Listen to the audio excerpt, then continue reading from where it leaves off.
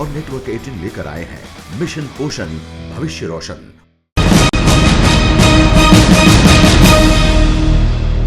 आप देख रहे हैं प्रदेश का number 1 debate show Mahabahas, Amitabh Agnihotri के साथ। नमस्कार, मैं हूं राजेंद्र देव और आप देख रहे हैं महाबहस। अब फिर पदोन्नति में आरक्षण पर नया रण सजने वाला है। संवैधानिक पीठ पर विचाराधीन मामले के बीच सुप्रीम कोर्ट की अवकाशकालीन पीठ ने प्रमोशन में रिजर्वेशन पर एक रास्ता खोला है, एक खिड़की खोली है, लेकिन इसमें शर्तें भी लागू हैं। तो ये रिपोर्ट देखिए और फिर इस रण को समझने की कोशिश करते हैं।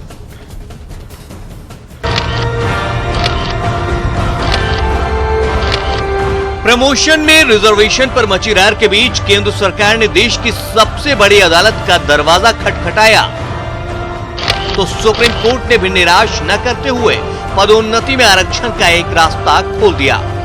इस मामले में शर्तें लागू करते हुए सुप्रीम कोर्ट ने साफ कहा है कि केवल अंतिम फैसला आने तक ही कानून सम्मत आरक्षण देने की अनुमति है। सेंट्रल पहले जो प्रमोशंस नहीं हो रहे थे दिल्ली हाई कोर्ट जजमेंट के बाद, वो प्रमोशंस होंगे, लेकिन वो as per Delhi high court judgement होंगे, क्योंकि दिल्ली हाई कोर्ट ने भी जजमेंट पास करते समय नागराज जजमेंट को फॉलो किया है, यूपी पावर कॉर्पोरेशन को फॉलो किया है, बीके पवित्रा को फॉलो किया है। दरअसल इस मामले में केंद्र सरकार ने दिल्ली हाई कोर्ट के उस आदेश को चुनौती दी थी जिसमें हाई कोर्ट ने एम नागराज मामले को आधार बनाकर केंद्र सरकार के आदेश को रद्द कर दिया था। उस फैसले में कहा गया था कि सरकार पिछड़ेपन के आंकड़े इकट्ठा करने के बाद ही पदोन्नति में आरक्षण दे सकती है। हालांकि अब सुप्रीम आदेश के बाद सियासी बागों में बहार है। एक तरफ तो क्या कहते हैं कि इनका प्रमोशन में रिजर्वेशन रोक दिया गया था शेड्यूल कास्ट का, दूसरी तरफ में जनरल लोगों का जो है प्रमोशन हो रहा था। अब मानते हैं कि बाद में यदि मानते हैं कि कहता है कि प्रमोशन में रिजर्वेशन क्या कहते हैं कि होगा, तो उन लोगों को जो हो गए थे उनका लिखा हुआ था कि इनको डाइवर्ट किया जाएगा, तो कौन डाइवर्ट होता है? आरक्षण के इस रण में लाखों लाख कर्मचारियों का किरदार है। कोई पक्ष में खड़ा है तो कोई विरोध में। कुछ ऐसी ही जद्दोजहद में है सियासी जमात। हालांकि दलित वोटों के दंगल में इसका विरोध करना अब विपक्ष के लिए भी घाटे का सौदा होगा। बहरहाल एक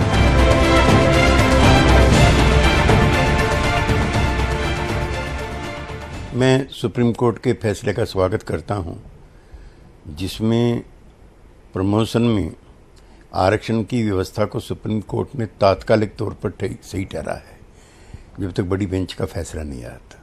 ये सरकार की जोरदार पैरवी का ही नतीजा है। बहरहाल एक के बाद एक कई दलित मुद्दों के चलते बैकफुट पर खड़ी केंद्र सरकार के लिए देश की सबसे बड़ी अदालत ने राहत का रास्ता तो दिखा दिया, लेकिन कानून सम्मत शर्तें लागू करके एक रोड़ा भी अटका दिया है। उत्तर प्रदेश सहित कई सूबों में तो अभी आरक्षण पर कोई कानून ही नहीं है। ऐसे में सवाल ये है कि फिर आखिर कैसे लागू होगा प्रमोशन में रिजर्वेशन। Bureau report, news 18।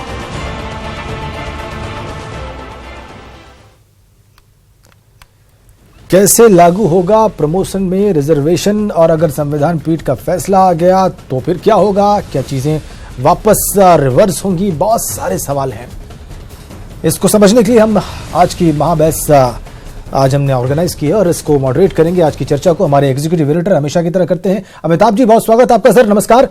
और उनके साथ इस महाबहस में शामिल हैं समाजवादी पार्टी के प्रवक्ता अनुराग भदौरिया, बीजेपी के लिए राकेश त्रिपाठी, दलित चिंतक अवधेश वर्मा, कांग्रेस से सुरेंद्र राजपूत और शैलेंद्र दुबे अध्यक्ष हैं सर्वजन हिताय संरक्षण समिति के। आप सभी का बहुत स्वागत महाबहस में।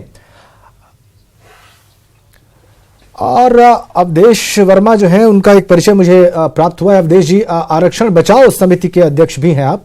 बहुत स्वागत एक बार फिर से आपका। अमिताभ जी, मैं बहुत ज्यादा इस विषय को बहुत गहराई में नहीं समझ पाया, लेकिन अभी इस रिपोर्ट को देखकर जो थोड़ा बहुत पिछला ज्ञान है मेरा, वो मुझे बहुत कंफ्यूज कर रहा है। संवैधानिक पीठ ये कह रही है कि जब तक हम फैसला न सुना दें तब तक आप करिए। तो इसका मतलब यह समझा जाए कि अगर इन केस वो फैसला पलटते हैं या संविधान की पीठ का फैसला कुछ और निकलता है तो इस बीच में किए गए फैसले क्या रिवर्स हो जाएंगे? अमिताभ जी। राजेंद्र देव, केवल आप ही दुविधा में नहीं है। इस व्यवस्था को लेकर, प्रमोशन में आरक्षण, इस मसले को लेकर दिल्ली भी दुविधा में, लखनऊ भी दुविधा में, पटना भी दुविधा में, कोलकाता भी दुविधा में, बेंगलुरु भी दुविधा में, पूरा देश दुविधा में। जी, पूर्व के कई राज्यों के दृष्टांत हैं जहां अनुसूचित जाति वर्ग के तमाम अधिकारी रिवर्ट हो गए बेचारे। यानी जो इंस्पेक्टर हो गया था वो फिर दरोगा हो गया, दरोगा वाला सिपाही हो गया। जी, उल्टी गंगा भी बही, उससे एक अजब किस्म का व्यतिक्रम पैदा हुआ। अब सुप्रीम कोर्ट ने कहा कि जब तक कॉन्स्टिट्यूशनल बेंच एक फाइनल डिसीजन नहीं दे देती, तब तक अगर सरकार चाहे तो एज पर लॉ, यानी मौजूदा कानून के अनुरूप आरक्षण दे दे प्रमोशन में। सुप्रीम कोर्ट ने कहा कि हम आपको रोकेंगे नहीं। ठीक बात, यहां तक तो भ्रम नहीं है। अब भ्रम इसके आगे पैदा होता है। 2018 के जून में कोई प्रमोट हो गया अनुसूचित जाति का लोक सेवक, और मई 2019 में सुप्रीम कोर्ट का फैसला इस प्रमोशन में आरक्षण की व्यवस्था, प्रमोशन, इसका मतलब देश भर में क्या और उत्तर प्रदेश में क्या?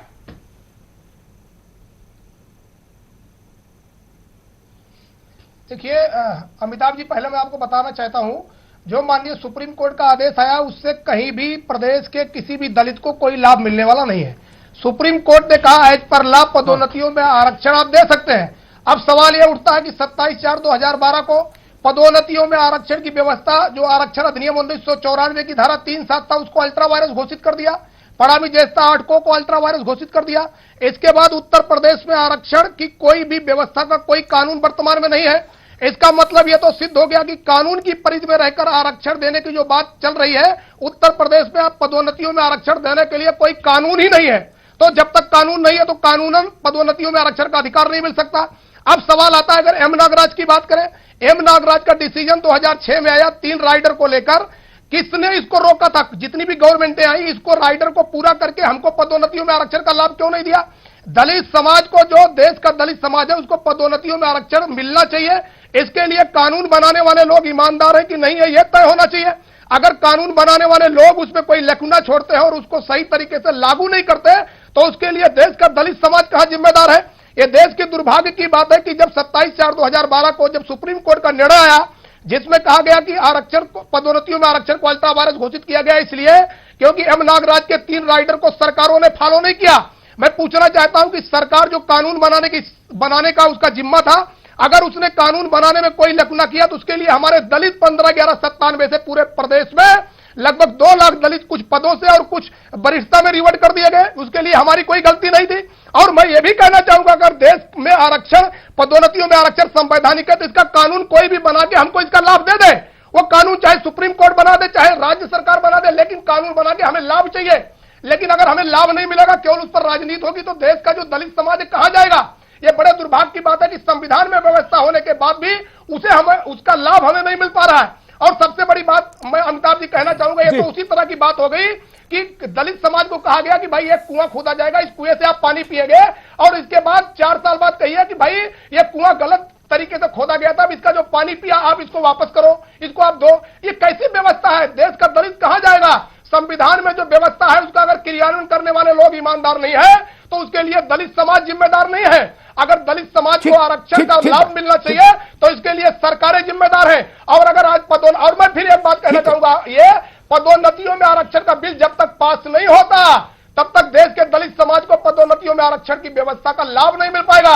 और जो देश के लिए दुर्भाग्य, और भारतीय जनता पार्टी और केंद्र की मोदी सरकार से हमें मांग करेंगे, अब देरी न करिए और हमारा बिल को पास करके हमें हमारा अधिकार सुनिश्चित कराइए। ठीक है, ठीक है अवधेश वर्मा, ठीक है, रुकिए। शैलेंद्र जी, 2 बातें हैं एक आपका पक्ष यानी आपके संगठन का पक्ष, वो एक सेकंड सुन लीजिए, सवाल सुन लीजिए, वो हम जानते हैं, वो भी उसमें भी तर्क हैं अपने। और दूसरी एक बात मुझे यह भी दुरुस्त लगती है कि अगर संविधान ने व्यवस्था दी तो उस व्यवस्था के इंप्लीमेंटेशन में जो सरकारों के द्वारा, ब्यूरोक्रेसी के द्वारा विसंगतियां क्रिएट की गई, उनके चलते रिवर्ट हो जाए लोग, वो लोग खुद तो आरक्षण, खुद तो अपना प्रमोशन कर नहीं लिया अपने आप, एक व्यवस्था के तहत प्रमोशन दिया, उस व्यवस्था में बाद में पता लगा जी लीगल लकूना था, अब आप दरोगा से फिर सिपाही हो जाओ। तो ये तो टकराव बढ़ाने वाला मामला हो गया शैलेंद्र भाई।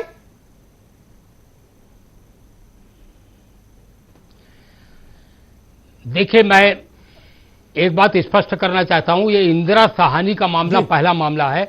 1992 में 9 न्यायाधीशों की एक संविधान पीठ थी, उसने यह निर्णय सर्वसम्मत से दिया कि पदोन्नत में आरक्षण असंवैधानिक है, और इंदिरा साहनी के निर्णय को सबवर्ट करने के लिए, उसको निष्प्रभावी करने के लिए नरसिंह राव की सरकार थी केंद्र में, उन्होंने 1995 में 77वां संविधान संशोधन किया। तो संविधान में यह व्यवस्था नहीं थी, यह व्यवस्था वोट की राजनीति के तहत नरसिंह राव की सरकार ने 1995 में लागू किया। बाद में वाजपेयी सरकार ने 3 संशोधन किए, जून 2000 में 81वां संशोधन, सितंबर 2000 में 82वां संशोधन और जनवरी 2002 में 85वां संशोधन, और परिणामी ज्येष्ठता दी। तो यह सब संविधान का अंग नहीं था, यह सब वोट की सस्ती राजनीति के नाते किया गया।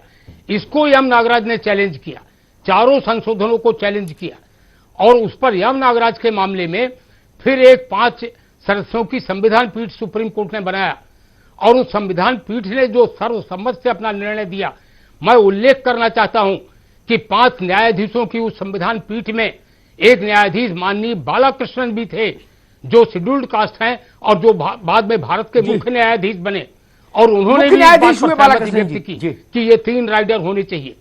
क्वांटिफिएबल बालाकृष्णन जी उन 5 सदस्यों की पीठ में एक जज थे उस समय, और उन्होंने भी इस पर सहमति व्यक्त की कि क्वांटिफिएबल डाटा कलेक्ट करके पहले यह प्रमाणित करिए कि जिसका प्रमोशन कर रहे हैं, क्या वह आज भी नौकरी पाने के बाद, 2 लाख रुपए सैलरी पाने के बाद, क्या अभी भी सचमुच पिछड़ा हुआ है? वह भारत का चीफ जस्टिस हो जाता है, वह भारत का उपराष्ट्रपति हो जाता है, राष्ट्रपति हो जाता है, फिर भी उसके बच्चे पिछड़े हुए हैं। दूसरा, उन्होंने इनएडिक्वेसी इन सर्विसेज, और तीसरा, संविधान का आर्टिकल 335 यह कहता है कि आरक्षण दीजिए, पदोन्नत में आरक्षण दीजिए, लेकिन ऐसे आरक्षण से विभाग की प्रशासनिक क्षमता पर प्रतिकूल प्रभाव नहीं पड़ना चाहिए। अब 20 साल जूनियर व्यक्ति अगर हमारा बॉस और सुपर बॉस बनाया जाता है तो हमारा सारा उत्साह तो समाप्त हो जाता है, अपमानित भी महसूस करते हैं कर्मचारी। मैं उत्तर प्रदेश के जल निगम का एक उदाहरण आपको बताना चाहता हूं। एक असिस्टेंट इंजीनियर ने 1972 में नौकरी ज्वाइन किया, और एक असिस्टेंट इंजीनियर की जन्म की तारीख 1973 है, वो उसका बॉस बन गया। यह सामाजिक न्याय है? अगर इसको सामाजिक न्याय कहा जा रहा है तो देश के 3 करोड़ कर्मचारी जो सामान्य और अन्य पिछड़ी जाति के हैं वह लामबंद हो चुके हैं, और ऐसे सामाजिक न्याय के नाम पर पूरे देश के साथ, प्रतिभा के साथ जो अन्याय हो रहा है, उस अन्याय को हम बर्दाश्त नहीं करेंगे। अब आपका आखिरी प्रश्न कि रिवर्ट क्यों किए गए लोग? जो रिवर्ट किए गए उससे उनका कोई नुकसान नहीं हुआ, रिवर्ट तो सीनियरिटी से किए गए। अगर कोई शेड्यूल्ड कास्ट कर्मचारी सीनियरिटी में ऊपर आ गया था, या उससे जूनियर सामान्य वर्ग के अन्य पिछड़ी जाति के लोग भी प्रमोट हो गए थे, तो उसको रिवर्ट नहीं किया गया। रिवर्ट केवल सीनियरिटी मेंटेन करने के लिए किया गया। और उत्तर प्रदेश सरकार ने रिवर्ट करने के बाद यह भी आदेश किया कि किसी की सैलरी से रिकवरी नहीं की जाएगी। तो रिवर्ट करके किसी के साथ अन्याय नहीं हुआ है, केवल ज्येष्ठता और श्रेष्ठता का सम्मान किया गया। अंतिम बात एक शब्द में और कहना चाहूंगा, सर्वोच्च न्यायालय केवल एक शब्द, लेकिन मान प्रतिष्ठा तो चली जाती है जी। नहीं, मान प्रतिष्ठा उनकी नहीं गई, क्योंकि वो सीनियरिटी में जहां थे वहां उनको ले आया गया। वो सीनियरिटी में जहां थे, सीनियरिटी का सम्मान किया गया, और सीनियरिटी का सम्मान अगर सरकारी नौकरी में नहीं होगा तो सरकारी नौकरी का कोई अर्थ नहीं रह जाता। और आखिरी बात मैं एक लाइन में कहना चाहूंगा, सुप्रीम कोर्ट का कल का जो निर्णय है, सुप्रीम कोर्ट का कल का निर्णय जो है वह निर्णय कभी कहीं नहीं कहता कि यम नागराज को किनारे रख के प्रमोशन किए जाए। उसकी गलत व्याख्या हो रही है। केंद्र के 2 मंत्री रामविलास पासवान और थावरचंद गहलोत उसकी गलत व्याख्या कर रहे हैं। अगर नागराज को किनारे नहीं किया है सुप्रीम कोर्ट ने तो प्रमोशन नागराज के कानून को बाईपास करके नहीं किया जा सकता। इसलिए सुप्रीम कोर्ट का ऐसा कोई निर्णय जहां तक मैं समझता हूं नहीं है। ठीक बात है, सुप्रीम कोर्ट ने उसमें, ठीक है शैलेंद्र भाई, सुप्रीम कोर्ट ने उसमें कहा कि नियमानुसार होगा, नियमानुसार में वो चीज आ जाएगी, नागराज जजमेंट कवर हो जाएगा, जहां तक मैं समझता हूं। ठीक बात। राकेश त्रिपाठी जी, नागराज कानून में आपके ग्रह खराब चल रहे हैं, ठीक है, ठीक शैलेंद्र जी।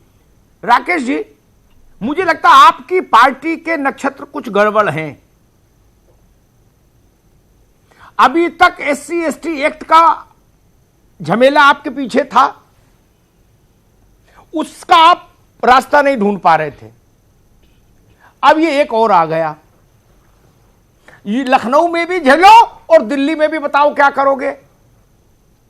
एक तरफ नागराज जी खड़े हैं और दूसरी तरफ भारत की दलित आबादी खड़ी है। अब नागराज जी तो मुकदमा लड़े थे, सुप्रीम कोर्ट का फैसला आ गया, बात खत्म हो गई।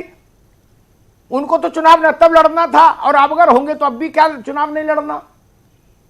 लेकिन आपको तो वोट वाले रास्ते चल रहा है। राकेश जी, ये केस 20 वाली स्थिति हो गई। रहा कौन सी जाऊं मैं, अटल जी कहते थे जी। देखिए, ये दुर्भाग्यपूर्ण है, राजनीति में वोट बैंक पॉलिटिक्स एक इस प्रकार से नासूर बनकर आई है कि इसके इलाज की बेहद आवश्यकता है। मैं मानता हूं जो विधिसम्मत है वो होना चाहिए, जिनको अवसर की समानता नहीं मिली है उनको मिलना चाहिए, जिनके वास्तविक अधिकार हैं वो उनको मिलने चाहिए, लेकिन किसी दूसरे की कीमत पर नहीं। राकेश जी, ये इसकी ये व्यवस्था संविधान ने भी की है। सवाल पूछ रहा हूं मैं, प्रैक्टिकल सवाल पूछ रहा हूं, दलितों को प्रमोशन में रिजर्वेशन मिलना चाहिए या नहीं? प्रैक्टिकल सवाल, उसका प्रैक्टिकल उत्तर आए सीधा। नहीं, बिल्कुल मिलना चाहिए कानून के अनुसार, बिल्कुल मिलना चाहिए कानून के अनुसार। जिस बात से सहमत शैलेंद्र जी भी हैं और जिस बात से सहमत अवधेश जी भी हैं, विधि की व्यवस्था के अनुसार प्रमोशन में रिजर्वेशन मिलना चाहिए, इसमें कहीं किसी प्रकार की कोई दो राय नहीं है। और सुप्रीम कोर्ट की कॉन्स्टिट्यूशन बेंच जो भी डिसाइड करेगी, ये राज्य सरकार का, केंद्र सरकार का दायित्व है कि उसका अनुपालन सुनिश्चित करावे। हम किसी भी सुप्रीम कोर्ट के फैसले को बाईपास करके किसी प्रकार का कोई इस तरह की व्यवस्था विकसित करें, ऐसा नहीं होगा। हम संविधान में जो सेपरेशन ऑफ पावर है, जिसमें अलग अलग प्रकार की कार्यपालिका को, विधायिका को और न्यायपालिका को शक्तियां हैं, उसमें किसी प्रकार का टकराव नहीं चाहते। न्यायपालिका ने जो राकेश जी, एक सवाल और खड़ा होता है। राकेश जी, न्यायपालिका, कार्यपालिका, विधायिका के कार्य पता है, एक और मसला खड़ा होता है। SC/ST के अत्याचार निवारण को लेकर जो कानून बना, जिसको हम लोग शॉर्ट में SC/ST एक्ट बोलते हैं, उसमें कुछ क्लॉजेस को सुप्रीम कोर्ट ने कहा ये ठीक नहीं है, ये नहीं चलेंगे। देश भर में बवाल मचा, भारत बंद हुआ, हंगामा हुआ, तनाव हुआ, एक बड़े वर्ग को असुरक्षित महसूस होने लगा। उसको सरकार के 2 बड़े मंत्रियों ने कहा, उसके बाद सोर्सेस के हवाले से कहलवाया गया कि डोंट वरी, ऑर्डिनेंस लेके आ रहे हैं तत्काल। लेकिन ऑर्डिनेंस पर कोई पहल नहीं हुई। कहा गया नहीं, सुप्रीम कोर्ट में चलने दो, जो है सो देखेंगे बाद में। राकेश जी, तो उस बिरादरी में सवाल तो फिर उठेगा ना। देखिए, मैं एक बात, अगर आप अठावले जी को आगे करके, रामविलास पासवान को आगे करके ये कहलाओगे कि अध्यादेश लाएंगे, मेरी बात हो गई।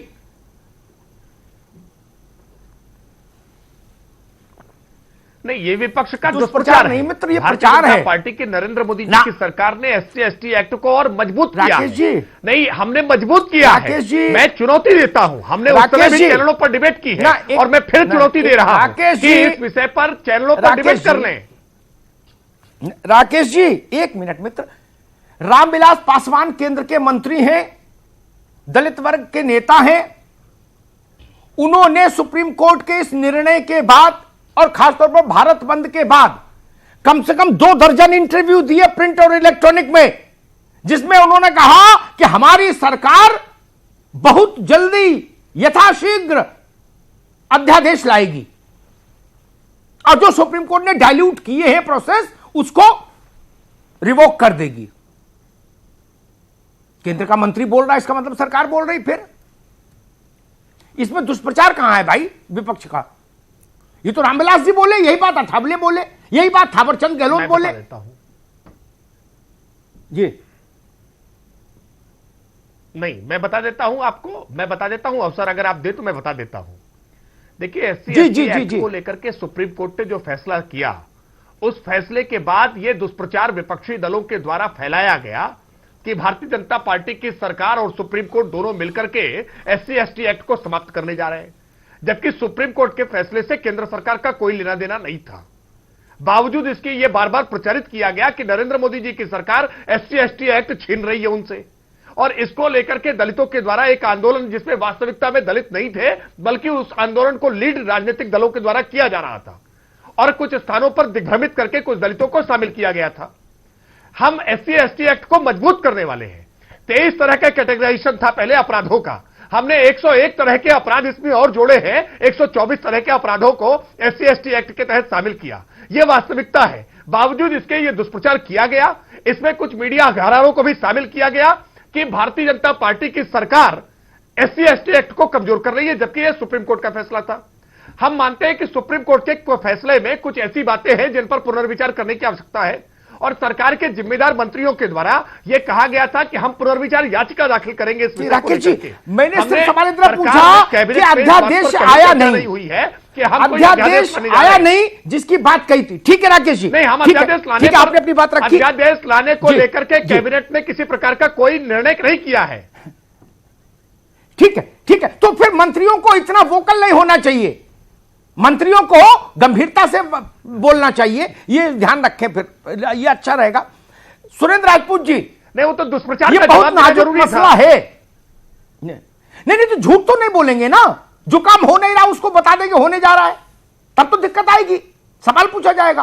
सुरेंद्र पुनर्विचार याचिका के बारे में कहा है, हमने पुनर्विचार याचिका के बारे में कहा, पुनर्विचार याचिका नहीं, अध्यादेश, अध्यादेश नहीं, पुनर्विचार याचिका नहीं, अध्यादेश। मैं दोनों का अंतर समझता हूं, पुनर्विचार याचिका का भी और अध्यादेश का भी। ठीक है, रुकना होगा। अवधेश रुकिए, अमिताभ जी, अवधेश रुको भाई, अभी अरे रुको भाई।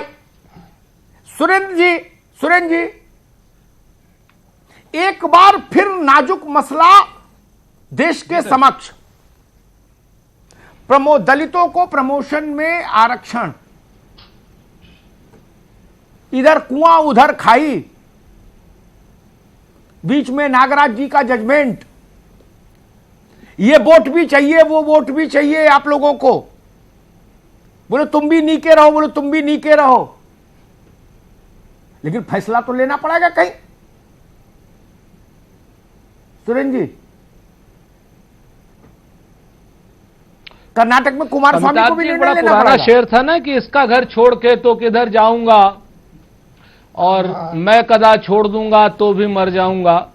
कर्नाटका में तो खैर हमारे मित्र जा रहे थे हमको हराने के लिए, पता नहीं गए कि नहीं गए, अपनी जगह पर है। खैर अपनी जगह पर बात, मसला यहां पर यह बड़ा गंभीर मसला है और यह सरकार की अनुभवहीनता है। यहां पर आज बड़े 2 प्रश्न खड़े हो गए हैं कि अगर सुप्रीम कोर्ट का जजमेंट वो नहीं है जो रामविलास पासवान और थावरचंद गहलोत कह रहे हैं, तो दोनों मंत्रियों को तत्काल प्रभाव से बर्खास्त करना चाहिए नरेंद्र मोदी जी को। और अगर वो उसके बाद भी उनको रख रहे हैं तो कहीं ना कहीं ये नरेंद्र मोदी जी का दुष्प्रचार है और जुमलेबाजी है, जो एक थाली में सबको रख के समेट करके चलना चाहते हैं, झूठ छल और प्रपंच के बल पे राजनीति करना चाहते हैं। सुप्रीम कोर्ट का जो फैसला आया है, उससे पहले हम एक बात खाली कह दें कि राज्यसभा से प्रमोशन में प्रोन्नति के आरक्षण का बिल पास है, आप उसको लोकसभा में आपके पास है, आप कह रहे हो अध्यादेश लाएंगे, जरूरत ही नहीं है। तो आज की डेट में रामविलास पासवान सहित नरेंद्र मोदी जी से एक अनुरोध है कि लोकसभा में पास करें, उसको खत्म करें। क्यों नहीं खत्म कर रहे हैं? क्योंकि ये लोग मूल रूप से दलित विरोधी हैं, ये लोग संविधान विरोधी हैं, ये लोग इस देश के मूल भावना के विरोधी हैं। यहां पर उसके बाद अगर कुछ गड़बड़ होगी तो सुप्रीम कोर्ट में 5 जजों की भी संवैधानिक पीठ है, 9 जजों की भी संवैधानिक पीठ है, आप उस पर जाइए। लेकिन यहां पर शुद्ध रूप से दलितों के वोट को हथियार बनाने के लिए रामविलास पासवान और थावरचंद गहलोत को शिखंडी की तरीके से आगे करना भारतीय जनता पार्टी के कहीं ना कहीं अनुभवहीनता को भी दिखाता है और कुकृत्य को भी दिखाता है। इस चीज को अगर आप देखेंगे तो अपने आप ही सारी चीजें क्लियर हो जाएंगी। ना तो ये अग्रणी जातियों के समर्थन, ना पिछड़ियों के, और ना ही दलितों के। जी ठीक है सुरेंद्र जी, एक टिप्पणी मैं अनुराग जी से लूं। अनुराग भदौरिया जी, आपकी स्थिति और भी ज्यादा गड़बड़। मैं आपको याद दिलाऊं, मनमोहन सिंह जी के रिजीम में जब राज्यसभा में यह बिल आया तो प्रोफेसर राम गोपाल यादव ने यलगार कर दिया था। यलगार, बसपा से दो हाथ, कुर्ते की बाहें ऊपर, बोले नहीं होने देंगे, नहीं होने देंगे। अब मामला फिर गड़बड़ हो गया। ये तो फिर एक ही घाट पर पानी पी रहे हैं। अब वो सवाल फिर खड़ा हो गया आके कि दलितों को प्रमोशन में आरक्षण, क्या समाज, एक से सवाल सुन लो मित्र, तब तो उत्तर दे पाओगे। अमिताभ जी, भाजपा के बारे में आपसे नहीं पूछ रहे, आपसे ये पूछ रहे हैं क्या सपा ने दलितों को प्रमोशन में आरक्षण के मुद्दे पर अपना पुराना रुख बदल लिया या उसी पे कायम है? अमिताभ जी, पहले भी मेरी डिबेट हुई थी, हमने आपको बोला था कि ये जो भारतीय जनता पार्टी है, संविधान पे इस पे यकीन नहीं है, इसको कमजोर और पिछड़ों का तो कुछ ध्यान ही आपने रुख बदला कि उसी पे हो। हमने तब भी बोला था कि जिसकी जितनी संख्या है, मैं आ तो रहा हूं अमिताभ जी, मैंने कहा जिसकी जितनी संख्या है उसकी उतनी भागीदारी आप दे दीजिए। कितना आसान सा है, तब भी कहा था, अब भी कहता हूं।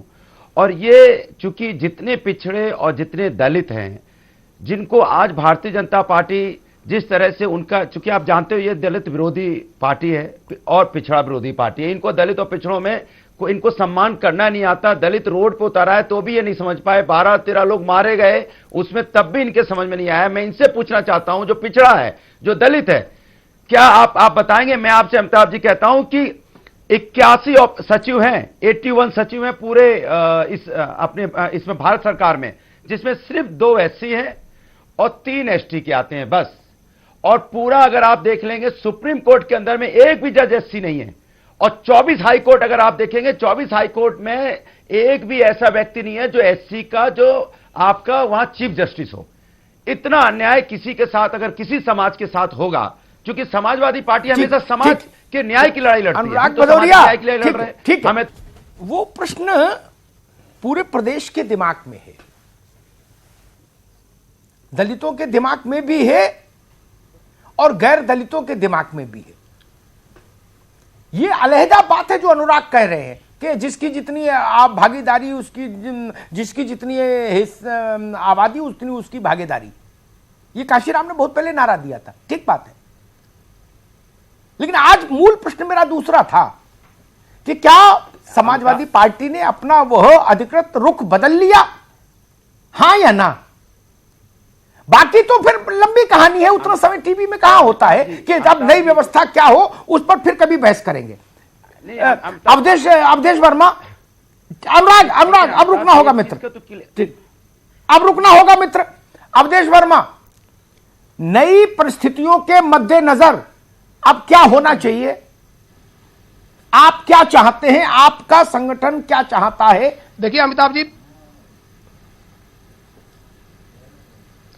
अमिताभ जी, मैं एक बात कहना चाहता हूं, जो पदोन्नतियों में आरक्षण का लोकसभा में लंबित बिल है उसको अविलंब पास होना चाहिए। और दूसरी चीज मैं बताना चाहूंगा, जो अभी आपने अध्यादेश की बात कही थी, मैं रामविलास पासवान से मिला, आठवले से मिला, और हमने कहा कि आपने मंत्रिमंडल समूह के आधार पर आपने कहा अध्यादेश ला रहे हैं, क्या यह बात सच है? हम लोग जब मिले उनका बिल्कुल सच है।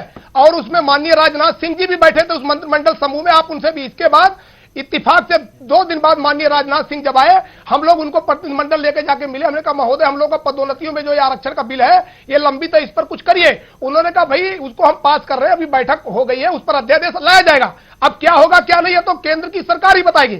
अब दूसरी चीज मैं कहना चाहूंगा, जो जूनियरिटी सीनियरिटी की बात हो रही है, जब लोकसभा में 543 सांसद ये लोग पास कर रहे थे, उसमें सभी समाज के सांसद थे, वहां जूनियरिटी सीनियरिटी लेकर सभी मुद्दों पर डिस्कस हुआ होगा। ऐसे पदोन्नतियों में आरक्षण कहीं राह चलते हमको नहीं दे दिया गया, संविधान में कानून बना के दिया गया। उस पर जूनियरिटी सीनियरिटी की बात यहां हम 4 लोग 1 घंटे में नहीं तय कर पाएंगे, वो बहुत लंबी डिबेट है। अगर मैं उस पर डिबेट में जाना चाहूंगा, बहुत लंबा समय चाहिए अमिताभ जी। ठीक है, ठीक है अवधेश, समय कम है, मुझे सबसे छोटी छोटी टिप्पणी लेनी है। ठीक है अवधेश, ठीक है, एक मिनट अमिताभ जी, ठीक अमिताभ जी बस 1 मिनट। अभी भी उत्तर प्रदेश के शिक्षा विभाग में दलितों को रिवर्ट किया जा रहा है, अभी भी भारतीय जनता पार्टी की सरकार में। मैं निवेदन करूंगा कि सरकार ये सब देखे और दलितों के साथ न्याय करे और पदोन्नति में आरक्षण का बिल पास कराए। ठीक, ठीक है अवधेश, ठीक है अवधेश जी, ठीक है। शैलेंद्र जी, शैलेंद्र जी, शैलेंद्र जी, जब नरसिंह राव की सरकार और उसके बाद वाजपेयी जी की सरकार संविधान में संशोधन कर रही थी, तो संविधान में संशोधन तो संसद की मंजूरी का दस्तावेज होता है ना, और संसद का मतलब भारत का समग्र प्रतिनिधित्व। शैलेंद्र जी, देखिए, पहली बात तो मैं यह कहना चाहता हूं कि सरकारी नौकरियों में पदोन्नति में आरक्षण को लेकर वोट की राजनीति बंद होनी चाहिए। 1992 में इंदिरा साहनी का निर्णय आने के बाद यह मामला बहुत स्पष्ट हो गया था, लेकिन वोट की राजनीति हुई और 4 बार सर्वोच्च न्यायालय के निर्णय को निष्प्रभावी किया गया संविधान संशोधन करके। कम से कम अब नागराज के निर्णय के बाद इसको बंद कर देना चाहिए।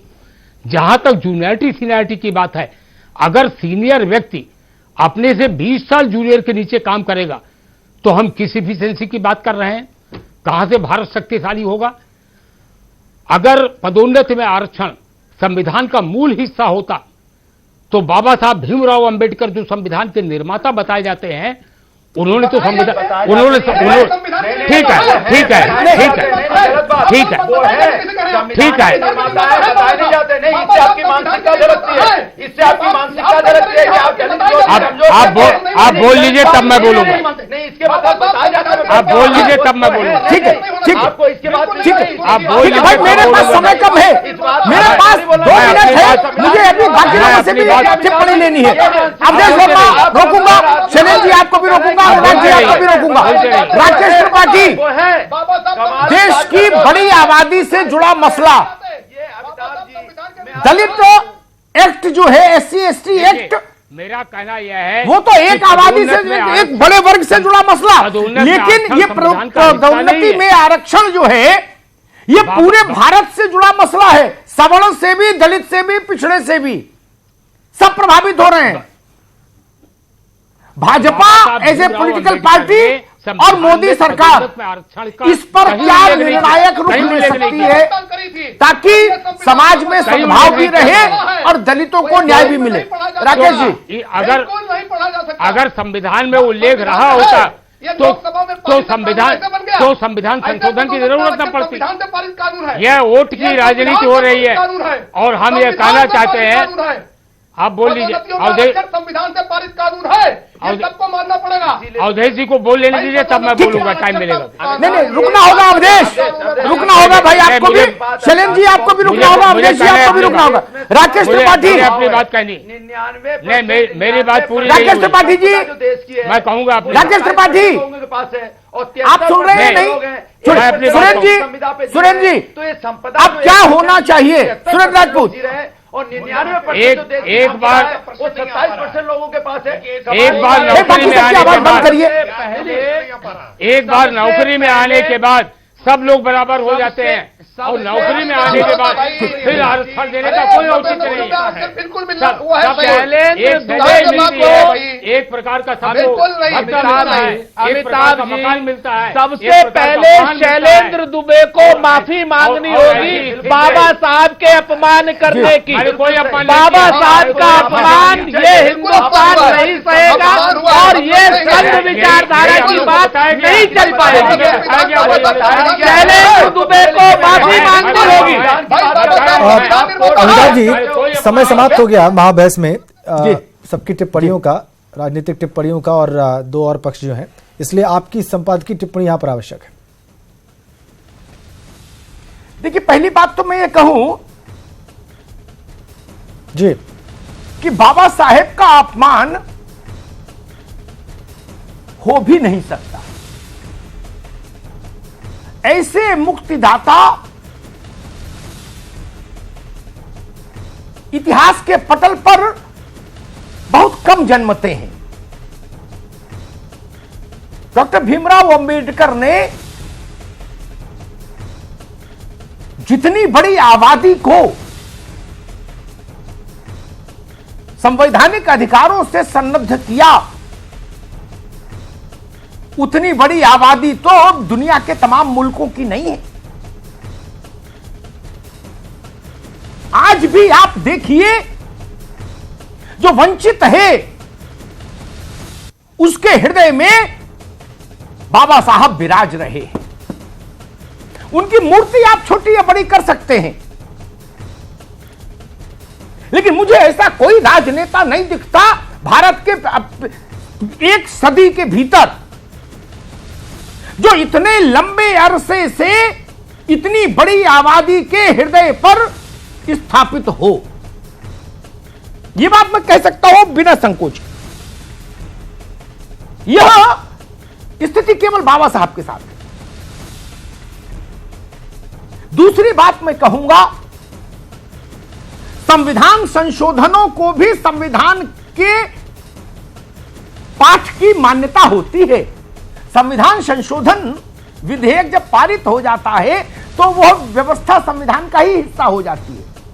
और बाकी रही बात, जो बात शैलेंद्र भाई ने उठाई, तो फिर वो तो बेसिक जो स्ट्रक्चर है संविधान का, जिसको हम लोग बुनियादी ढांचा कहते हैं, जिस पर सुप्रीम कोर्ट का वर्डिक्ट है, वो तो अलग चीज है। अन्यथा जब जब संशोधन हुए तो वो हिस्से जब तक कि संसद के द्वारा दोबारा पलट नहीं दिए जाएं, संशोधित नहीं कर दिए जाएं, वो संविधान का ही मान रखते हैं। संविधान संशोधन की प्रक्रिया का अर्थ ही है। तीसरी बात मैं कहूंगा, दलितों के मसलों पर पारदर्शिता से काम होना चाहिए। पारदर्शिता से काम होना चाहिए। आप कुछ भी बोल देते हैं, कभी भी कहीं उम्मीद की किरण जगा देते हैं, होना नहीं है, फिर भी बाद में उसका प्रतिफल समाज पर अच्छा नहीं पड़ता। अगर एससी एसटी एक्ट के मामले में सुप्रीम कोर्ट ने एक निर्णय दिया और राजनीतिक नेतृत्व को लगता है कि नहीं, ये देश की उतनी बड़ी आबादी के साथ ठीक रास्ता नहीं होगा, तो सरकार के पास इसीलिए लोकसभा होती है, इसीलिए राज्यसभा होती है, अध्यादेश लाइए और उस चीज को दुरुस्त करिए। नहीं हुआ। इतनी हिंसा हो गई देश भर में, हर राज्य में बंद हुआ, संघर्ष हुआ। और वैसे ही मसला ये प्रमोशन में रिजर्वेशन, ये मसला भी छोटा नहीं है। पूरे देश में ये मसला समस्या बनेगा अगर पारदर्शिता से और नेक नियति से इसका समाधान नहीं ढूंढा गया। मैं कहता हूं, क्यों नहीं भारत की संसद इसको वंस फॉर ऑल सेटल करे। इतने ज्वलंत मुद्दे पर भारत की संसद से बेहतर मंच कोई नहीं हो सकता। 126 करोड़ लोगों से चुनकर आए हुए लोग ये तय करें कि इस मसले पर क्या होना चाहिए, दलितों को प्रमोशन में आरक्षण के मसले पर, और वैसे ही दलित उत्पीड़न कानून पर। संसद से बड़ा कोई और मंच हो सकता है क्या? जनमत की अभिव्यक्ति करने के लिए सबसे दुरुस्त मंच वही है। राजनीतिक दलों की भी तस्वीर साफ हो जाएगी कौन किस पाले में खड़ा है। और संसद ही देश की सामूहिक इच्छा का मंच है। सामूहिक इच्छा देश की कैसे जानेंगे हम? और कोई थर्मामीटर नहीं हमारे पास, केवल संसद। इसलिए मैं निवेदन करूंगा, जल्द से जल्द भारत की संसद को इन दोनों मसलों का समाधान करना चाहिए, ताकि भारत का सामाजिक ढांचा तनाव का शिकार नहीं हो। धन्यवाद। धन्यवाद अमिताभ जी, और धन्यवाद आप सभी का, और धन्यवाद आप दर्शकों का महाबहस देखने के लिए। नमस्कार।